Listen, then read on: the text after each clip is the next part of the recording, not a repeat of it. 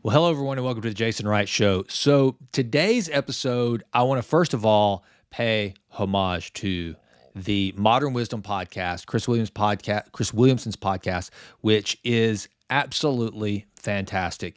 So, I started watching Chris probably a couple of years ago, right before he just really blew up. I don't remember how many subscribers he had.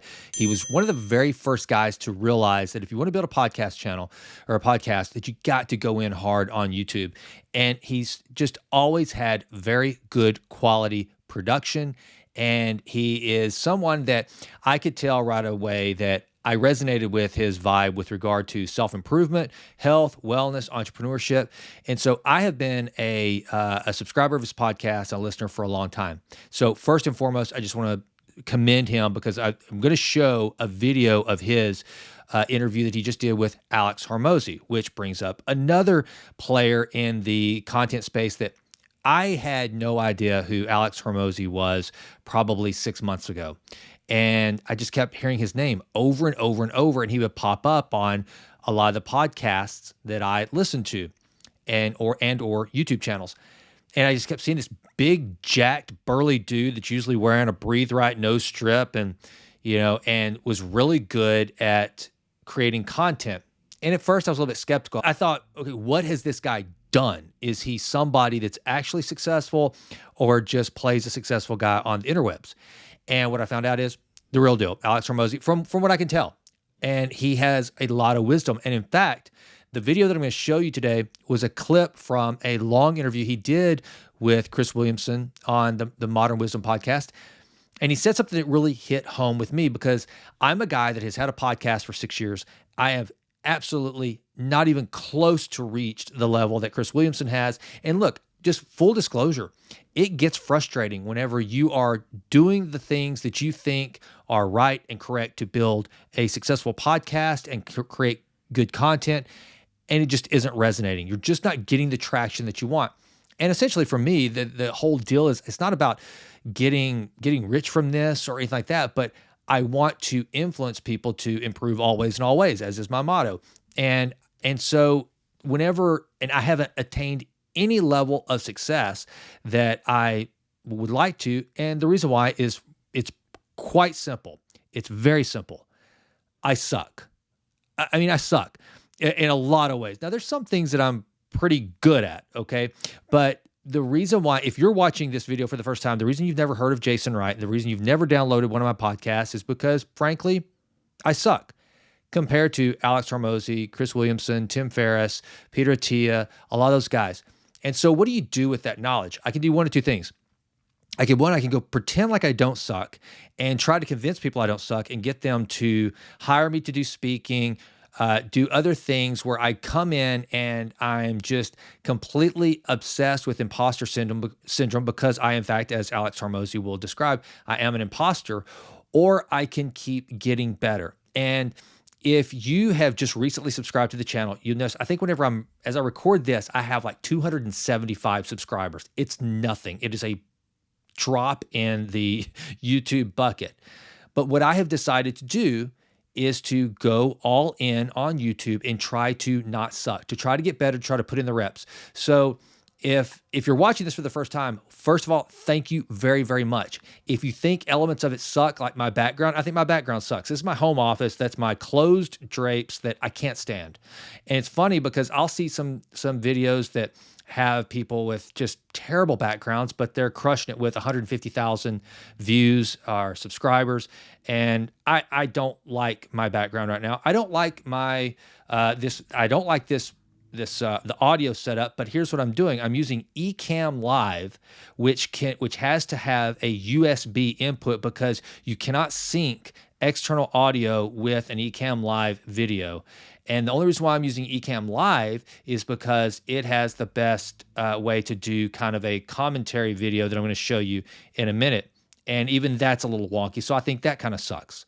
So literally what you're watching right now, one of these days, I hope that somebody that's watching this video will stick with me, and 3, 4, 5 years from now, because this is one of the things I'm doing. I'm on a 10-year plan. I'm 6 years into a 10-year plan. So hopefully by year 10, you're still watching Jason Wright show videos and you go, dude, I remember whenever that guy was absolutely awful. He was horrible. My camera is not 4K, which it should be, but I'm terrible at focusing my camera. I suck at video. I suck at audio, and which means I probably shouldn't be doing any of this, but I want to figure out all the idiosyncrasies, get better at them, and then I'll hand it off at a later time.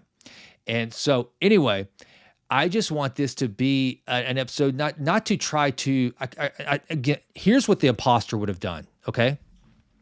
The imposter would have said, see, listen to what Alex Hormozi is saying. This is why you need to grasp this message. And if you don't want to suck, if you want to pursue excellence, you need to listen to what Alex is saying and you need to follow suit. Okay, being transparent and trying to be authentic, I want you to know that I think I suck. And everything he's saying right here, he is speaking to someone like me. And so my hope is that if I come on here on my podcast and on the YouTube channel and just completely confess that, hey, I am willing to say I suck. But I also know this, anything worth doing is worth sucking at. Okay, that's another way of saying what Zig Ziglar used to say, which was anything worth doing is worth doing poorly. And frankly, I think the content that I'm creating in my podcast, on my YouTube channel, in my writing, it's worth it to me to suck at it, to one day I may never be exceptional, but I want to at least be good enough to stay in the game and be relevant at that to a point where, yes, maybe I make my living doing it. If nothing else, it exercises my brain.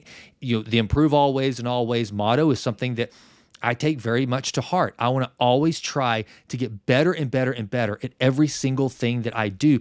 And by creating this show and creating this content and creating all of the media that I'm trying to right now, it forces me to be better.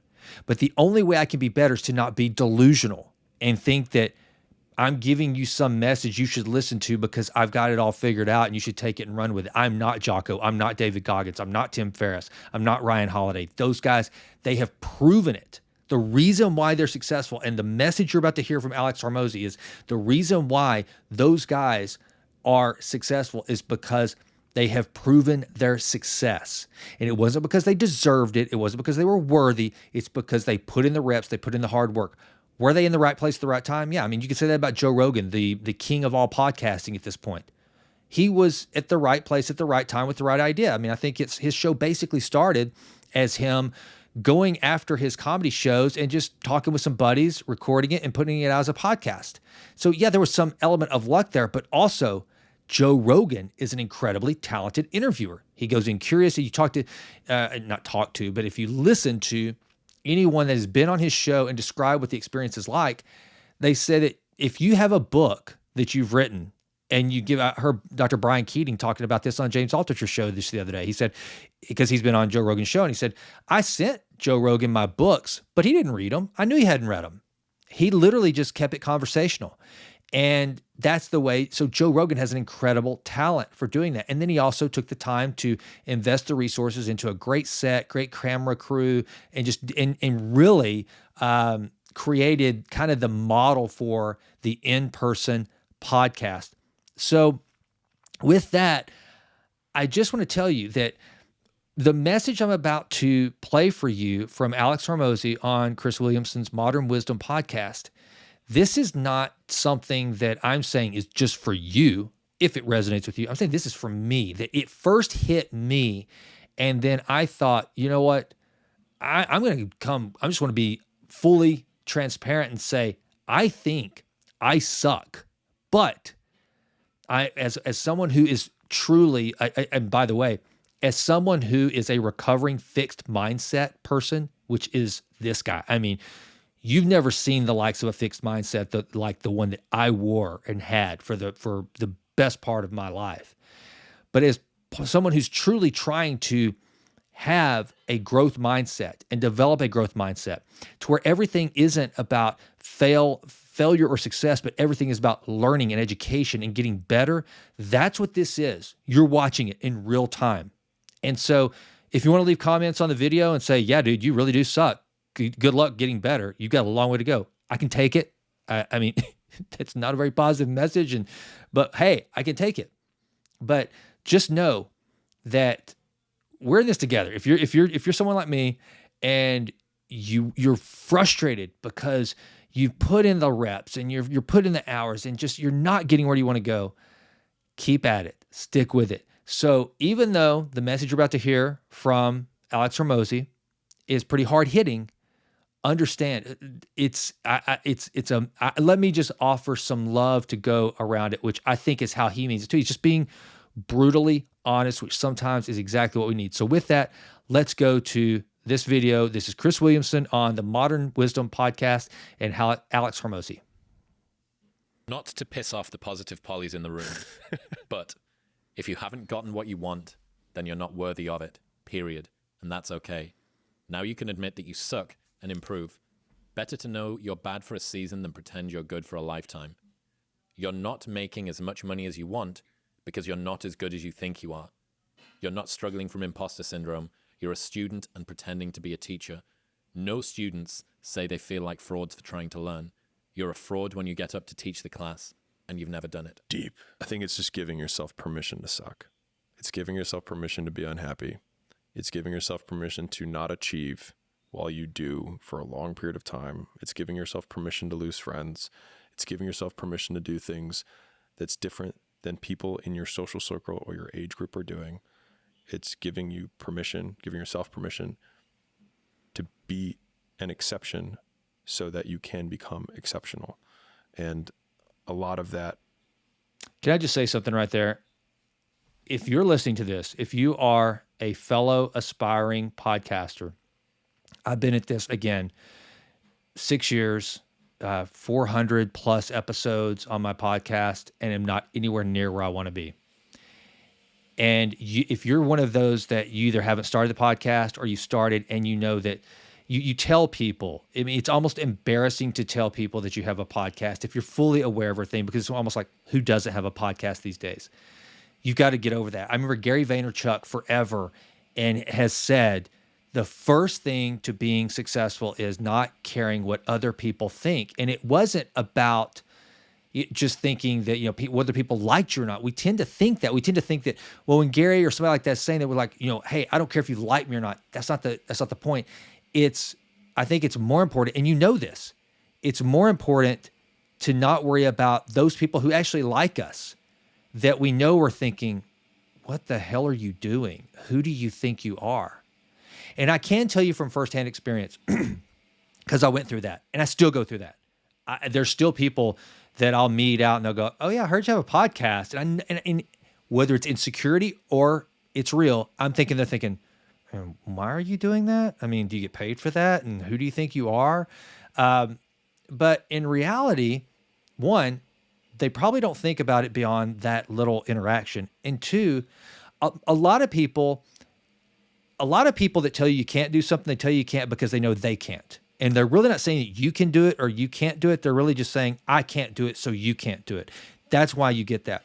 A lot of people, though, are thinking, that's freaking cool, because I would never do that. I would never take the time to do that. But the bottom line is, you can't get caught up in that.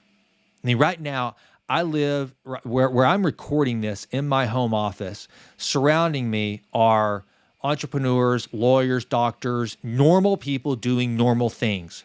There's probably not a lot of dudes in my neighborhood, almost 49 years old, talking into a camera to put something on YouTube about podcasting. Probably not. And so if I dwell on that too much, I can think, well, why, if I'm the only one doing it, who do I think I am? Again, you're no Tim Ferriss, you're no Alex Hormozi, you're no Chris Williamson. You can't do that. You have to just block out all that noise and be willing, just like Alex said, to give yourself permission to do things. And I think what this is an element. You always hear this. It's become kind of a popular topic now. I've done podcasts on it where we talk about stepping out of the matrix. This is stepping out of the matrix. Don't be stupid. Don't go out and rebel against the machine or anything like that. No, that's whatever. It's about all these predefined lanes that we're supposed to march in that the matrix has set out for us. Be willing to step out of the lane and go your own way. And yeah, you may get weird looks. people may think, what the hell? But I guarantee you there's a lot more people that are looking, and again, it doesn't matter, but just know there are a lot of people that are watching you saying, I could never do that. So give yourself permission to do that thing. So I just thought that was a really good message right there. So here we go. The whole positive poly mantra of like I saw a post a girl made, and she was like, you are worthy. And that's what made that tweet. All my tweets are just responses to shit I see. And so this girl was like, I say this to myself in the morning, like, you are worthy, you are amazing, you are a goddess. And I was like, you're not a goddess because you don't control me. And you don't have the things that you want. You keep thinking that you saying that you're worthy is going to somehow make it true. But like the way that you know you're worthy is that you have it. That's it. Like, that's how the market works. And that's why I don't get pissed off that I don't have 1 million downloads a month. That's why I don't get pissed off at that, because it's not the market's fault. It's my fault. The market is going to reward me when I put something out that the market finds useful. Whenever my words connect with you, and to the point where you click like or subscribe, you go to the Jason Wright Show on Apple, Spotify, and you download some episodes, you start listening. That's on me. That's not on you. You don't owe me a damn thing. I'm not worthy of anything from you. Not one thing. I have to earn it. This video may fall completely flat. You may have started it and I'm about to lose you. And if I lose you, that's on me, not on you. You got better things to do than listen to some guy that's not giving you what you need. And that's the problem right now. We live in a society where everybody's saying just like that, you know, I'm worthy, I deserve, I'm a 10. How many people do you hear that? I'm a 10, I'm a 10. You can say you're a 10 all you want, but guess what? The market ultimately determines whether you're a 10, whatever it is, whether you're a 10 in looks, whatever, business. But unless you've got the receipts to show you're a 10 or that you are worthy, then, and worthy meaning in this realm, okay? You're not a worthless person if you're not successful or whatever, just so nobody beats me up on that. I'm talking about like me. I'm not worthy of some podcast reward. I haven't reached it yet. That's on me. I'm not worthy of it until I prove my worth. And the way I prove my worth is you come back to this channel and you listen to what I have to say. You get something from it. I connect with you in some way. That's how I'm worthy. Otherwise, you don't owe me a damn thing. All right, let's continue. that is the litmus test. Are you worthy of $1 billion? Well, are you a billionaire? No, then you're not worthy. And so just like, I think we have these things, it's just like you're unbalanced. It's like, you're not worthy. There's these things that we're programmed to say, oh, that's bad. You have to tell everyone they're worthy. Everyone's beautiful. No, if everyone were beautiful, then no one's beautiful. And yet again, we're back at square one. And so it's I guess, drinking the tonic. It's going through the shit, which is honestly the boring stuff that no one wants to do for an extended period of time. And accepting that you suck and that it is okay, because the first step is accepting that you suck so that you can do the second step, which is doing something about it. What about you're not making as much money as you want because you're not as good as you think you are? I'm obviously in the business space, and that follows up with the other one with the imposter syndrome. So I just want to touch on something that Chris said right there. So I think it was Dave Grohl of the Foo Fighters, who is just, in my opinion, top 3 living rock stars alive and possibly the most talented. Did you know that he played every instrument and mixed every track on the Foo Fighters' first album? Dave Grohl. That guy's a musical genius. And if you've not read his book, it is so freaking good. I think it was Dave Grohl who said, if you do something good enough for long enough, eventually someone will notice and they'll pay you to do it. And I think that's the problem, because I guarantee you, some of you heard this, because I understand. I can put myself in other people's shoes, and plus I just know a lot of the mantras and a lot of the tropes that are out there. They say, yeah, I know a lot of people that are worthy of wild success, and they don't have it. My dad was incredibly talented. My mom was incredibly talented. She never became wealthy or whatever. Maybe they quit too soon. Maybe they stopped too soon. There is some reason, because here's the deal. The market is selfish. The market is so freaking selfish. The market wants good stuff.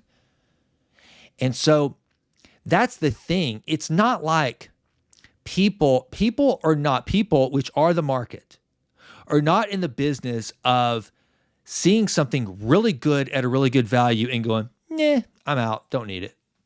They're not in the market, or the market's not really keen on hearing someone with an amazing voice, an amazing talent, and just something they've never being blown away by and going, nah, I'm not interested. Now, the market is a selfish whore. The market is a selfish whore. And if you're good, the market will just gobble you up until it's done with you. But nevertheless, I think it was Jeff Bezos said that if you want to be a billionaire, add value to 1 billion people's lives. That's it. I mean, and that's what Amazon has done. Love Amazon, hate Amazon. Amazon is a convenience company. Jeff Bezos built a company that 1 billion people will be like, yeah, I'm going to use that. And look, and here's the deal. I don't care how much my wife and I own a mom and pop retail. We compete directly as a standalone, old school brick and mortar. I mean, so freaking hard. My wife works herself to the bone competing with freaking Amazon. Okay. And all the people in the world can say, I love the mom and pop. I'm going to support the mom and pop. I'm going to buy local and all this stuff. But you know what?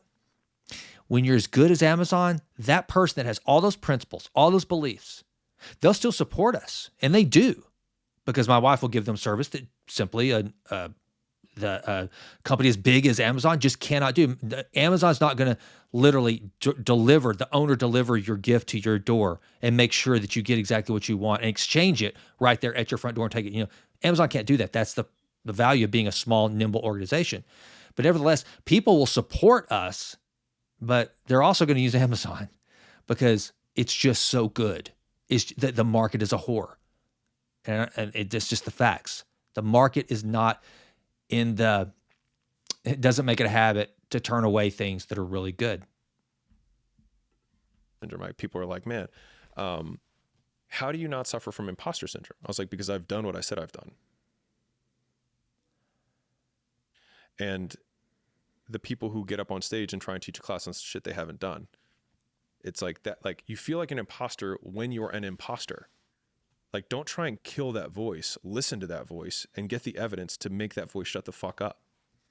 Like, if I get on stage and I say I can bench 315, is there do I feel like an imposter when I say that? No, I stay fact.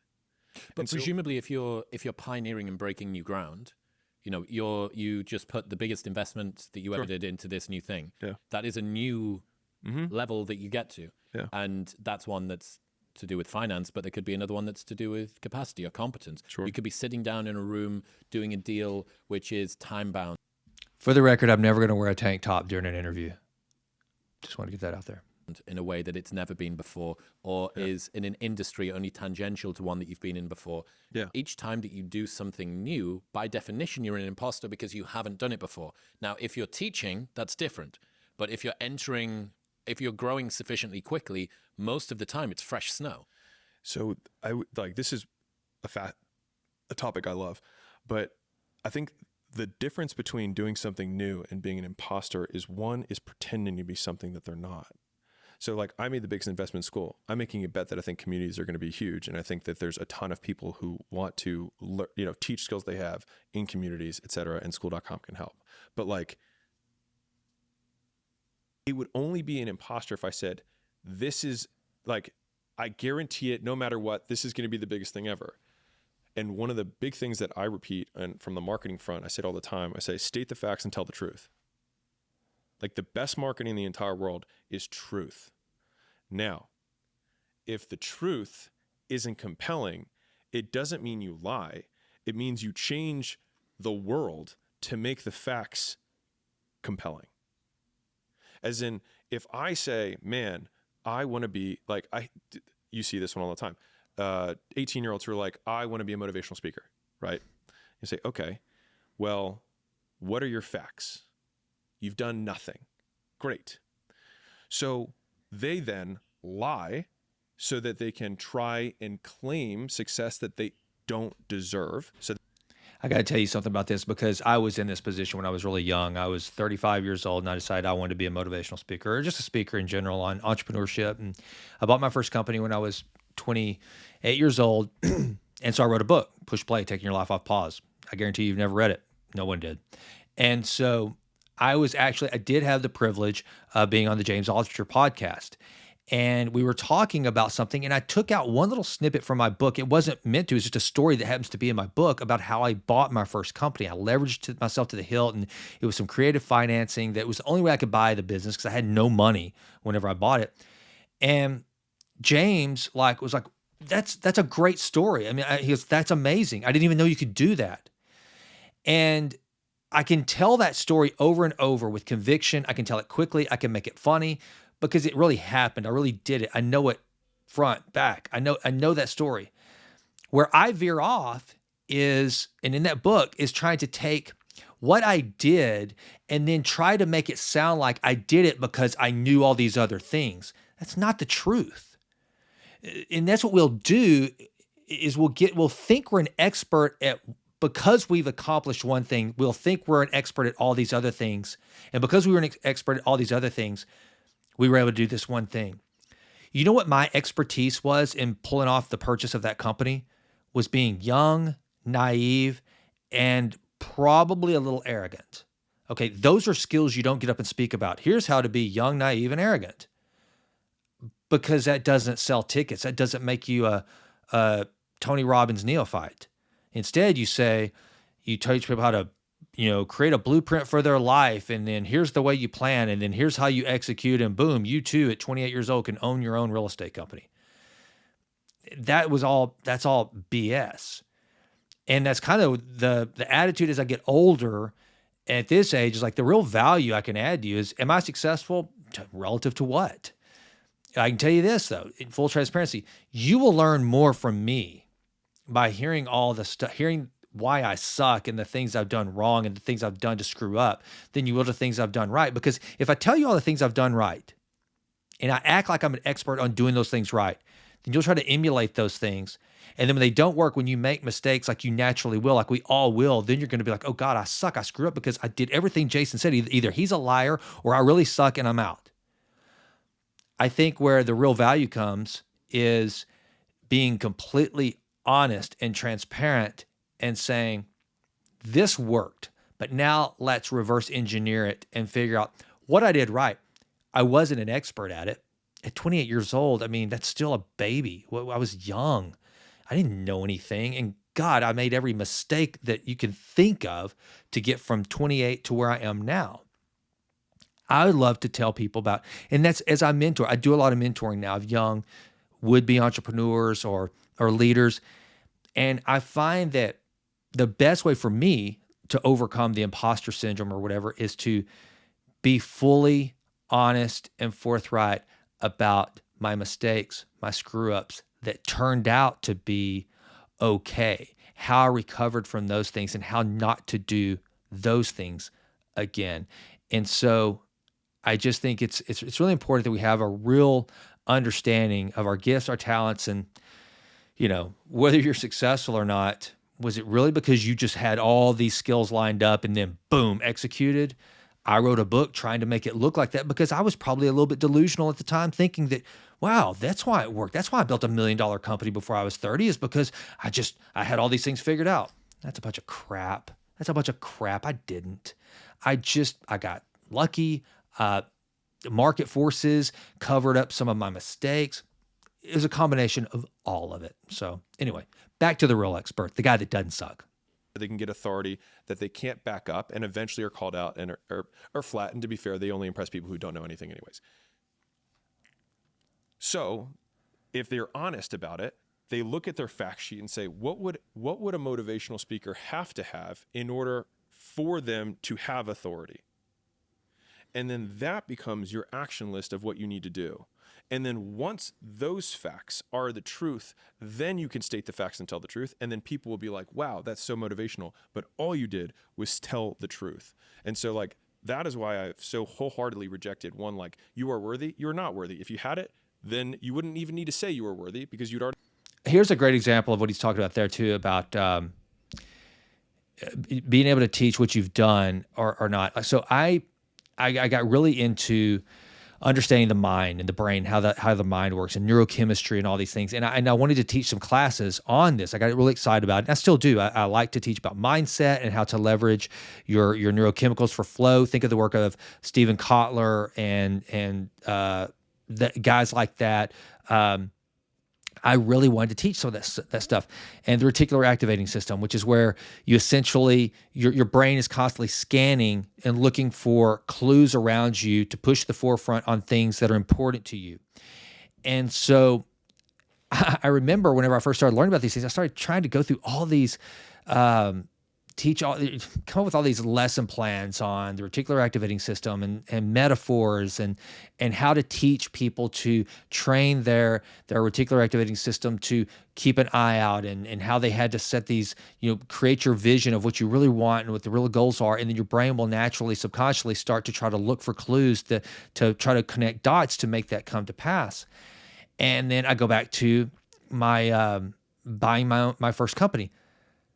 I had this great story of how it worked, okay? Because now that I knew the science behind it, I could look back and go, holy crap, I was listening to this old real estate tape that connected the dot to create the financing structure that allowed me to buy this company with no money out of my own pocket. That's my reticular activating system at work. Okay, so I back then did not know anything about my reticular activating system. So to be able, so for the phony thing to do would be to tell you, here's how I once used my reticular activating system. I lined out everything I wanted in my life as far as a business, where I wanted the business to be, how much I'm going to make, and blah, blah, blah, blah. And then I unleashed my brain to start scanning and looking for the clues, and I picked up on it, and boom, here we go. It worked. No, that wasn't it.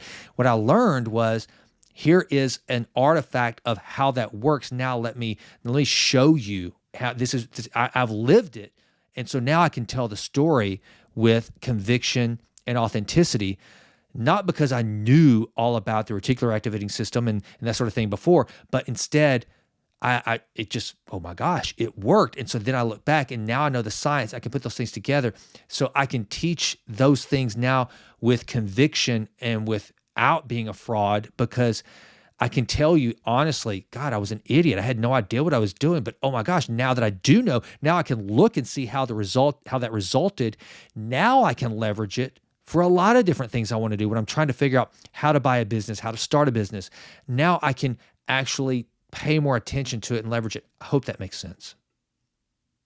Already fucking have it. And if you were I struggle with imposter syndrome. Why? You only struggle with imposter syndrome because you're fucking lying. That's why you feel like an imposter. And now they're like, well, I didn't. The thing is you can fudge the truth.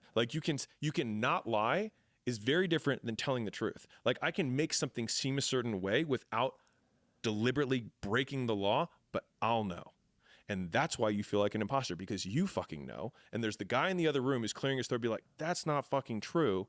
And then that discord. But if you just say what you have done, or you say what you are doing, I'm making this big investment. It's a big bet for me. The reason I'm making this bet is because I see this trend and I think it's a good idea. I could be fucking wrong, but I'm not going to feel like an imposter because of it, because that's the truth. Thinking about the community thing, I had a conversation a little while ago. I don't think that you're far off wrong, especially in an age of automation. All right, I'm going to cut it short right there, because now they go into talking about Alex's new business, which is school, which I think is it's kind of like a crowdsourcing knowledge where you can go to learn from a lot of different folks on different topics. So I'm sure it's amazing. But here's the main gist of this.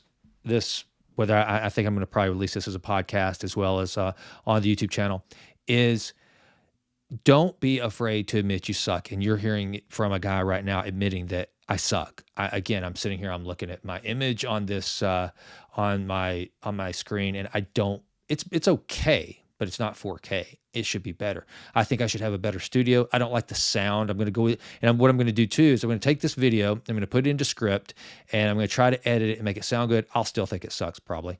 And here's what I want you to do. If you've listened to this all the way to the end, and I hope you have, is I want you to please leave a comment on the YouTube channel. Jason, you suck, but I hope you don't one day. Okay. Or you can just leave it. If you just say, yeah, you're right, you suck, bring it. But I would be grateful if you just said, yep, you suck. But I would also, if you got it in you, bring some encouragement. And, connect with me. Go to jasonrightnow.com, jasonrightnow.com, improvealwaysandalways.com, and fill out the contact sheet and let me know what you're working on. I want to pull for you. And I hope you'll keep coming back. I do hope you'll click like or subscribe and stick with me on this journey. I mean, I'm 6 years in. This isn't just starting for me. I'm still trying to figure out how to really make a go with this and give the market what it wants, give you what you want, to where you will come back and go, you know what? I want to hear what Jason has to say. And hopefully today, instead of me trying to act like I'm a badass and has it all figured out, instead saying, look, I get it. I suck, but I'm trying to get better. That will hopefully translate into some authenticity with you. And you will understand that, the first step to being good, like Alex Hormozi said, first step is admitting you suck. That's the first step in not sucking. And like Zig Ziglar said, anything worth doing worth doing is worth doing poorly. So, but I'm going to do this, and I want you to do this, and that is this. Very simple. Continue to improve always, in all ways. Thank you for listening. I'm Jason, and I'm out.